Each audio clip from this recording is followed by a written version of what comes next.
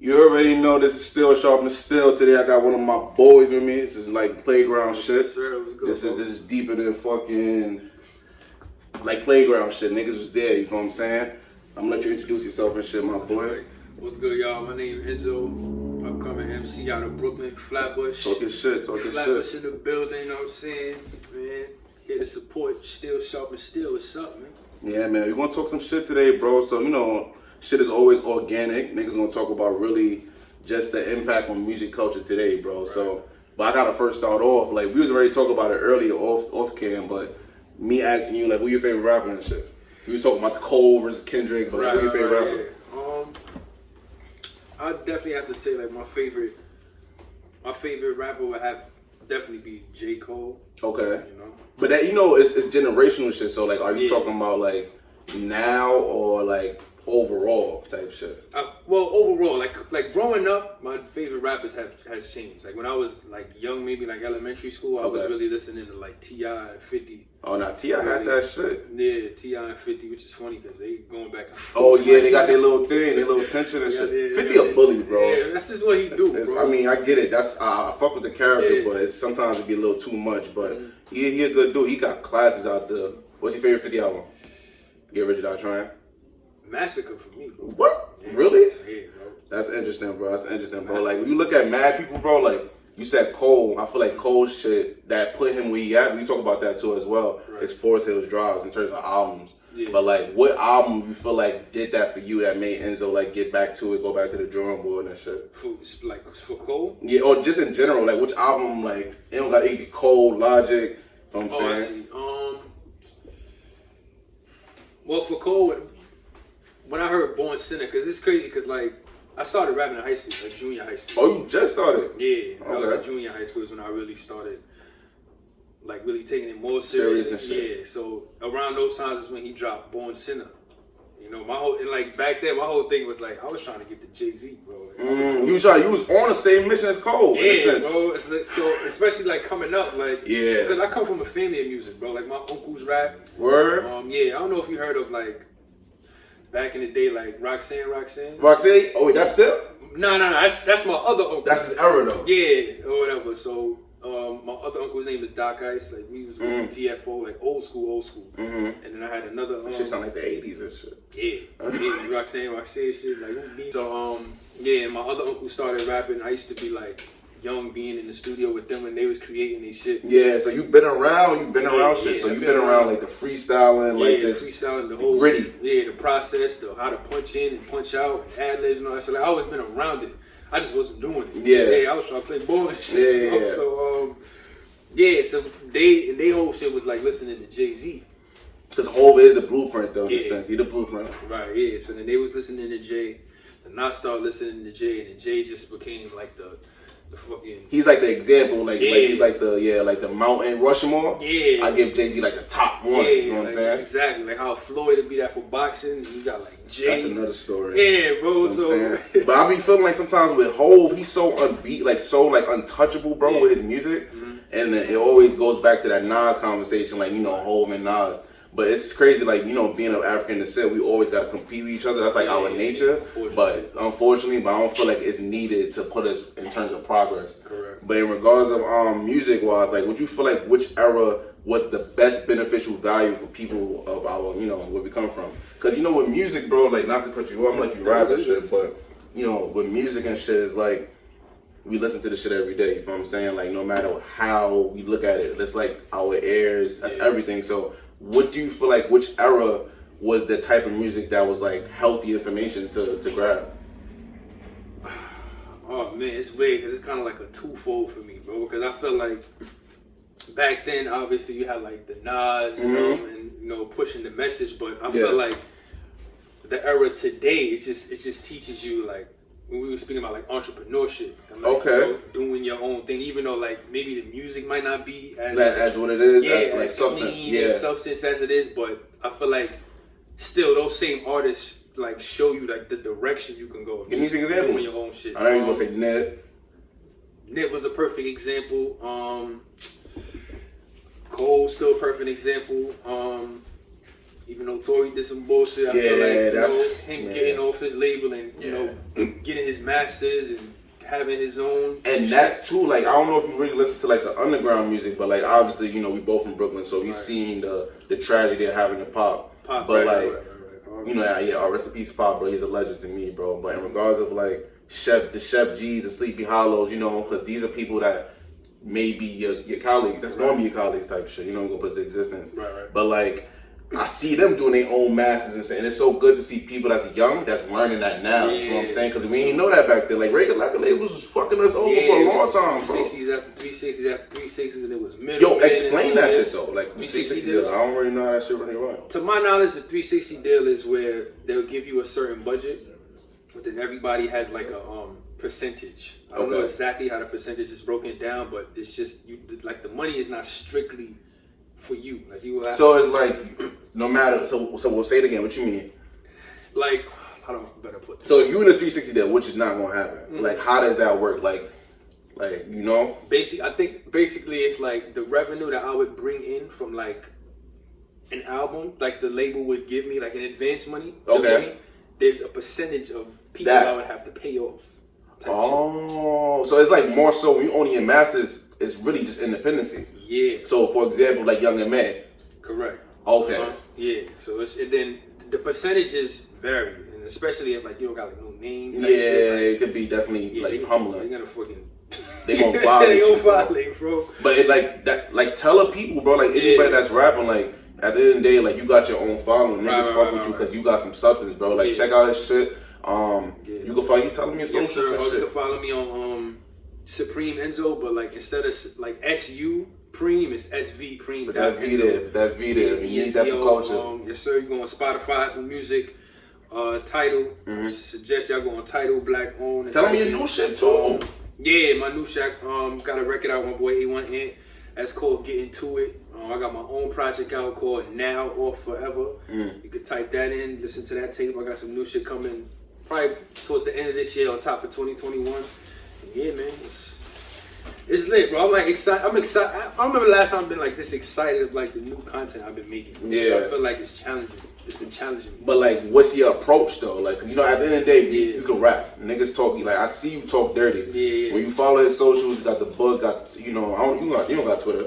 I do got. You got Twitter? Yeah. You got, well, I know from just the gram, like the freestyle, like the hunting season. I was rocking with that. You feel me? I just only show love because it's like, besides you and your character and me knowing you nice. You know what I'm saying? I feel like that's like a problem. Niggas is not nice nowadays. I appreciate it. But it just keeping that going. So like, let me ask you, like, you being in both generations. Like, I don't know how you seen Cole when he said like, I'm like big little bro. Like, feel me? Yeah, you know, he's in two generations, which is similar to you because you kind of are. You feel me? You got the knowledge of what happened before and what's going further. So like, what's your opinion overall on rap right now? It's interesting to me because I feel like even though it's like, even though there's a lot of like different opinions, the first thing I always tend to do is just think about how old rap is, bro. It has a lot more going to it. It's only been here for about 30, 40 something years. So do you feel as though like, you know how every genre got an expiration date? Like at the end of the day, nothing is permanent, like from everything's temporary. But I heard Cole one time saying like the music today is kind of evolved to something new and he don't know what that is. Yeah. So like, that's how you feel almost? Well, I don't think it has like, what he mean, like a style as far as like more so like it's just changed because you know rap back in the days is like rap, like the beats, the melody, the pattern, like the rap structure. But like now today it's just dun dun dun dun. Right. You know, like you got the 5 years, everybody got their style and it's fire, but it's not the essence of rap. You know what I'm saying? I feel like it's gonna be we're gonna see a lot of different shit when it comes to rap, bro. It's like dirty. Like I feel like. Back, like you said, it went from like boom bap beats to trap beats, and then now this generation drill thing, like drill joint, which is cool. I rock with it. And then you got like the Afro beats going on, and then you, I heard something. Yeah, like the collabs of like the Nigerian artists and stuff. And then you got like, the UK presence. Yeah, the UK presence, especially in Brooklyn. Exactly. You know what I'm saying? And then there's more like reggae and rap collabs type joints. You know, I feel like that's like Dave and Pop. Exactly. You know, so I feel like it's gonna be a lot more of that with rap, bro. I feel like there's way more growth to do. That's why I just sit back and appreciate all of it, bro. So is it more of a adapting or more of a going to your foundation? Because I feel like you got foundation. Like when you first hit Enzo, you got, life is about growth. You got better. Yeah. But you talked about the same, like, you rap about things that need to be spoken about. You rap, you got metaphors, you got bars and shit. Right. I feel like it's the importance of like keeping your foundation, but being able to being present, adjust. I'd say. So who you feel like adjusted lately? Like one perfect example, I feel like, yeah, there you go. I feel like JayZ can literally hop on anything. Yeah. And still like sound great, bro. I feel like a lot of artists, they can't do that. And that's similar to like, I don't know if you listen to Nas, but I don't know if I seen a tweet recently. It was like Nas had an album in 4 generations, bro. Like Nas about to be like 50, I think. Yeah, he pushing. Yeah, he pushing it, but he look good and all that for his age and all that. But like, just to have that. I've been in 4 decades. That's crazy to me, bro. Yeah. And I think the thing is, with now these rappers is not going to be able to adjust. That's like the biggest problem. Yeah, you know what I'm saying? Like you got like me and you, bro. Like our favorite rappers is Cole, and I feel like he was able to adjust now and then. So it is really just the challenge of knowing how to adjust and shit. But I do want to ask you though too, like, so we were talking about like just the impact on music right now in our culture. You feel me? Like. I got a little brother and he's 8 years old and, Pop was his favorite rapper and it's just a different vibe compared to me when I was growing up. But, life about growth, you change as you grow. That's what your experiences do. So, like, how you feel about, like, just the impact it has on kids, the youth, impact. Your family, like, you listen to certain things. Because, what you listen to is how you operate the day. You know what I'm saying? Like, those things are really how you operate. So, to your brain, right? Yeah. It's very impactful, bro. Like, and it's always been impactful, a lot of like kid situations be different, like they'll be having like pops probably not around, and where they came from. Yeah, where they came from. Mom's doing XYZ, So the first thing they wanted to is like music between their friends and their music. That's what's gonna like mold them into who they are. And basketball too. Yeah, that's like the only two like peaks of careers that black people, young kids, like got the forefront of. And I feel like too, like if you're gonna be making music, that's why I respect so many people that make music that talk about things that's needed. At the end of the day, like we grown, so you gotta make the music that you want to listen to. But at the same time, there's an impact because there's more people listening to you. You know what I'm saying? Yeah. So like, would you feel like if you had to get an example of some music that actually did well, that had an impact, what would you say? Like who you think have done it, or Right off the top of the head, I think what Kendrick did with "To Pimp a Butterfly." Talk dirty. I think that just talk dirty. Was able to give a different perspective. Like his whole approach towards like that album was just new. Yeah, really new, and it don't get that receptive. Yeah. Only because the mental capacity a lot of people have. Like just the thought of like I'm not really gonna sit there and listen to all of this. You know what I'm saying? It's too many rap patterns. Kendrick too quick. But that's why it's important because those kind of albums lives for so long, bro. Like it's a shit age like wine. Exactly. Especially when you look like at what was going on like not too long ago. He had like the riots and all that stuff and like. Bro, he was talking about that in 2015. He said, "Hey, I remember he said, when shit get back, don't you ask me?" Don't ask. When shit hit the fan, are you still a fan? Exactly. And I respect that so much, bro. Because like I said, bro, we've been listening to music all our life, but for me. What changed my life and like got me to the route I'm going, especially with Steel Sharpn Steel and just trying to put something of African descent, was really cool, bro. Like real shit. I was in college, bro, and like I met my African American teacher at the time. She told me my history, which developed me who I am. But Cole, Forest Hills Drive, bro. Cole, like old shit, Kendrick, To Pimp a Butterfly, like those albums put you in certain places. You feel me? And there's so many more albums, but I feel like it's really needed for us to like. You can rap, do your thing, but you like I don't know if you listen to Lux. You listen to Lux? He's in my top 5, bro. Like just as a rapper, the way he put shit together, bro. Let me hear your top 5. Me and your top 5. Talk dirty. I'm gonna give you one too. Okay, my top 5. I don't know if I could though, but go ahead. As far as rap, my top 5 is Cole, Kendrick, no order. Cole, Kendrick, Jay, Joey, Lux. Badass. We gonna talk about Badass. He's a bad motherfucker on them vocals, boy. That nigga Joey's crazy. Lux is different, and it's about healthy, talking healthy shit. Yeah. That's why if you say that's a good ass top 5, I don't even want to say my shit, bro. Cause your shit probably ain't so mine. But I got Cole and Kendrick up there. Okay. I got Cole and Kendrick up there. I like Wale, bro. Wale's a little. People got a lot of sleep paralysis on Wale, bro. They sleep on him, bro. It's weird because for me, I like Wale as a writer. Okay, so you respect the pen. I respect the pen, absolutely, 100%. You don't feel like it's transparent on paper, like when it's a song to make. don't know. It's just like just him as a rapper. I just wasn't really able to. I don't know. It could be vibe. just me. It's just probably just you, and then that's how you with Big Sean, which is weird. I And feel his the same album, with Big Sean. yo, you do? I feel the same. My boy, I feel like Big Sean. I can't really like. Yeah, it's just something that's just it's like weird missing to me. So, all right, let me ask you. We just spoke about our top 5. Who you feel like out of all of the rappers you listen to, or even your top 5, has contributed to, you know, positive things that we need to speak about? You said Kendrick with the 2 Butterfly. Cole, obviously. Who you think got like who's number 1? You think? The number 1. I mean, I can't wait for Kendrick to come back, but for right now, I'm gonna give that to Cole. You give it to Cole? We give it to Cole. Yeah, I give it to Cole 100%. I feel like Cole, he did it. Cole did it for a lot of people, bro. Like I said, he did it for me, Forest Hills Drives, bro. I remember being in college, having essays and shit, and he just stuck with me, like the things that he said, like from what's that, 03 Adolescence to January 28, trying to figure out what the girl said in the beginning. You know what I'm talking about? You know what I'm talking about? So you've been there, bro. So yeah, bro. It's just so much shit to talk about, bro. You said the beginning of January 28th? Yeah. I think it was like. Can I make $1 million about rap too? Something like that. Yeah. But to see shit like that, bro, like it's important, bro. It's healthy.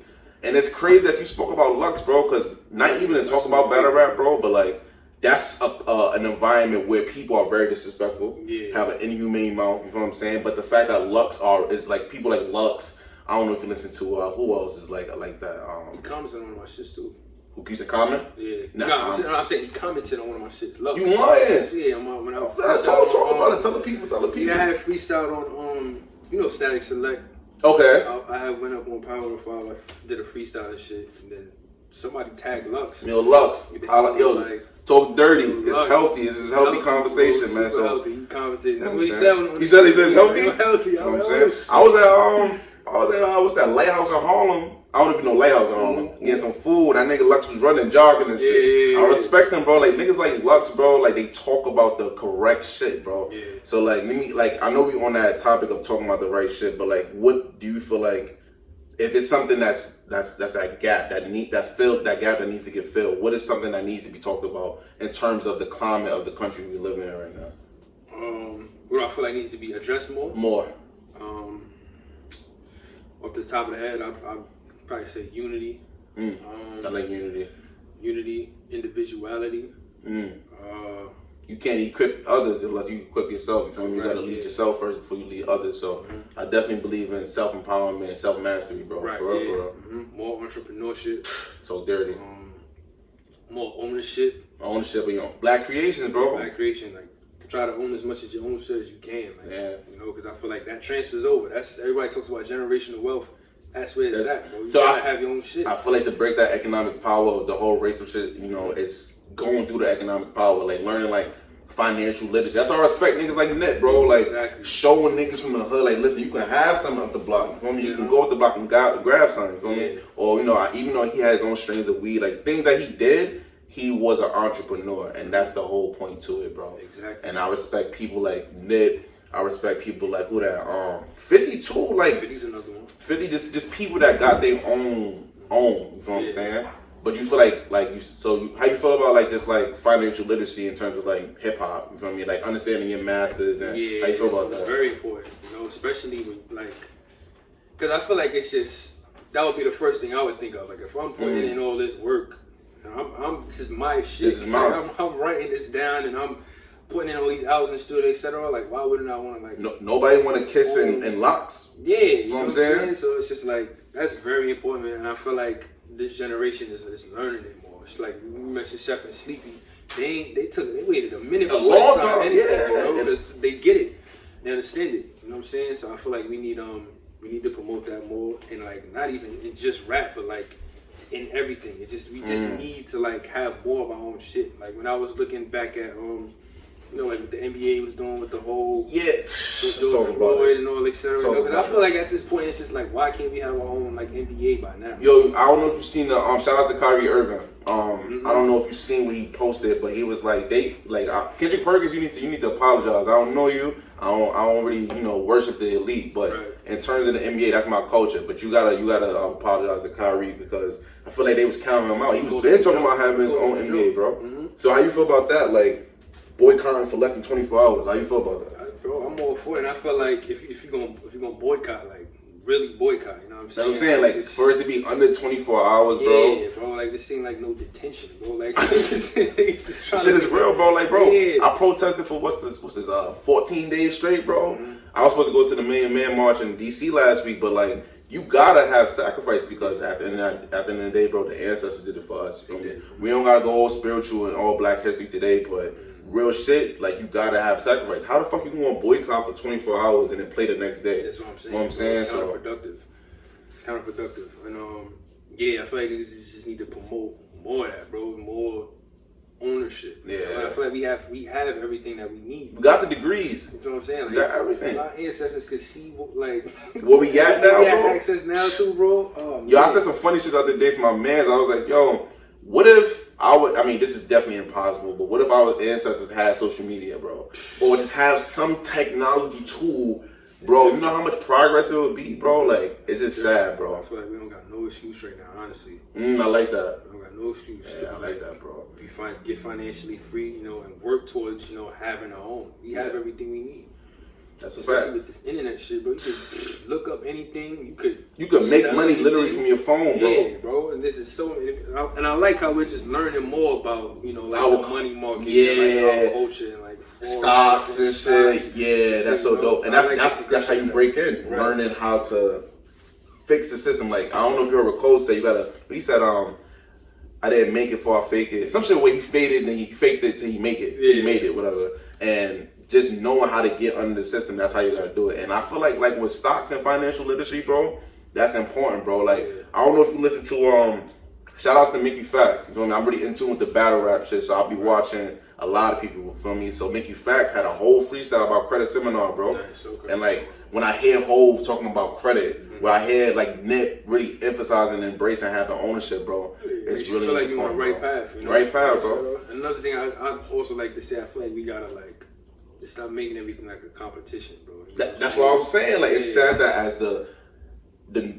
mentality of just being Black, bro, we always compete with each other. Yeah, everybody want to be first and shit, and then like you doing forex with somebody else doing stocks. And y'all butting heads instead of just like learning from each other, and then now both of y'all are both. That's why I came up with the whole approach to Steel Sharpn Steel. If you look at the logo, it's a king and a queen armed together, but it's just implying that we got to stick together. Right. And anything that you may learn, like things that you told me today, I'm going to take for the rest of my life. Right. You know what I'm saying? And we can't get that way if we compete in each other. You know what I'm saying? So when you talk about unity, bro, it's important. But before unity, I feel like individually we got to kill the poisons that we have first. Like the mentality, our mindset, our foundation, things that we do, we got to kill that first. And once we kill that, we be able to get where we got to go. Like what Diddy said, you can't change the world unless you change yourself. You know what I'm saying? So that's just facts. But we're going to wrap up real quick, bro. Listen, man, we got more to talk about. Next time he come here, I'm going to be fucking borrowing his shit. You know what I'm saying? Like, he going to have his own shit and invite me to the club, man. Now, just, tell the people, once again, what you got out there again, if they didn't hear in the beginning, you know what I'm saying? Well, once again, my name is Enzo. I'm from Flatbush. I got I got a tape out right now called Now Forever. Y'all can type that in on Spotify, Apple Music, Tidal, anywhere. Now or Forever. Follow me on the gram, Supreme. With a V. With a V. With a V. With a V in there. Alright. Supreme.Enzo. I got everything up there, man. And yeah, man, I appreciate you. Oh, and the power of gratitude, bro. Like I said, me and you go back like playground, and that's gonna go over people's heads. But I appreciate just you showing love. And before I get out of here, bro, I want you to know, I think I got a shirt for you and all that. You know what I'm saying? So Steel Sharpn Steel. It's my boy. This just show love. Feel me? He ain't had to come out here. Feel me? It's a nice day in Brooklyn, cold or not. Feel me? So that's his. And that's what we about, bro. So next time I come here, man, I need some tickets. I need whatever it is, bro. I got you, bro. Love, bro. Bless the King. All right.